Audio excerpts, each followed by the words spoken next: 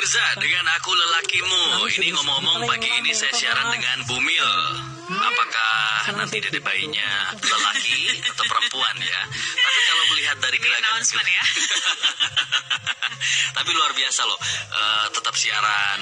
Mudah-mudahan tetap sehat ya. Amin, terima Bumil kasih. dan dede bayinya nanti juga lahir lancar, normal semuanya, sehat dan menjadi anak yang pintar, soleh dan berbakti.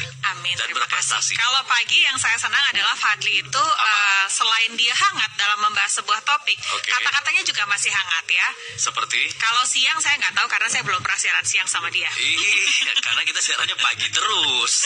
Baik, tapi bicara nih ya mengenai hari Sabtu sebenarnya ketika pagi ini topik kita adalah mengenai pembahasan konflik Israel Palestina. Nah, mungkin banyak yang bertanya-tanya, kenapa Pro 3 mengambil topik Israel Palestina? Ya. Kamu bisa menjelaskan mungkin? Ya, karena kita juga punya concern, kita punya perhatian kepada dunia, apalagi Palestina. Di sana kita ini adalah negara yang sangat menjaga hubungan bilateral, multilateral, termasuk juga dengan Palestina. Dan Palestina ini sejauh ini barangkali bisa dikatakan dalam tanda kutip ya, terjajah oleh Israel. Ya. Di Gaza misalnya terjadi konflik terus-menerus. Dan kalau kita di sini melihat kembang api setahun sekali ya, pada saat tahun baru atau pada saat malam lebaran. Di sana hampir tiap hari mendengar ledakan bom. Nah, gimana kita nggak prihatin? Agak susah bedain ya mana bom mana kembang api ya. Iya, jadi ini kan tentu membuat kita prihatin. Sementara kenapa kita juga memperhatikan hal ini, karena memang apa yang dilakukan oleh Benyamin Netanyahu dalam berusaha mencaplok atau menganeksasi tepi barat ini melanggar atau ilegal dan melanggar resolusi undang-undang di PBB, sehingga akhirnya Indonesia juga harus punya ambil sikap dong, dan itu patut kita angkat, patut kita perbincangkan, dan patut menjadi fokus kita pada hari ini Ya. begitu.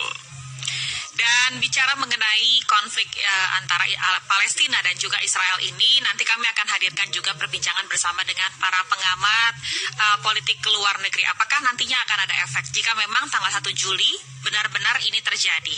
Ya. Ataukah memang nanti sebelum 1 Juli apa yang diusahakan oleh Ibu Retno Marsudi menghubungi tidak hanya OIC tetapi gerakan non-blok, kemudian juga menghubungi Rusia dalam hal ini untuk meminta dukungan. Selain itu juga menghubungi negara-negara di Eropa. Kita tahu bahwa Ibu Retno Marsudi memiliki posisi yang baik di Eropa karena pernah menjabat di Eropa, terutama dengan negara-negara Eropa, punya hubungan yang dekat karena pernah menjabat sebagai duta besar Indonesia luar biasa untuk negeri Belanda, untuk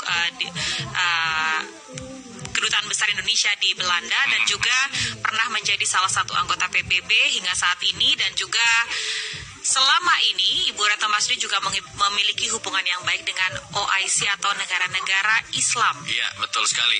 Nah, di Israelnya sendiri ya, Risti dan juga pendengar, ternyata ada pro kontra. Jadi tidak semua warga Israel menyetujui atau mendukung langkah yang akan diambil oleh Benyamin Netanyahu yang disampaikan dalam kampanye ketiga sebelum dia dilantik ya, yang akan diwujudkan pada 1 Juli mendatang untuk menyaplok tepi barat Palestina.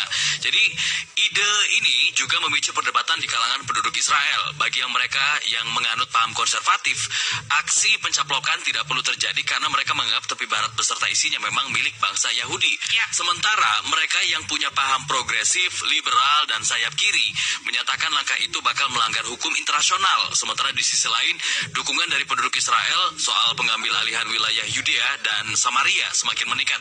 Namun, 58% dari mereka juga khawatir langkah ini bisa memicu pergolakan baru dari bangsa Palestina. Nah, ini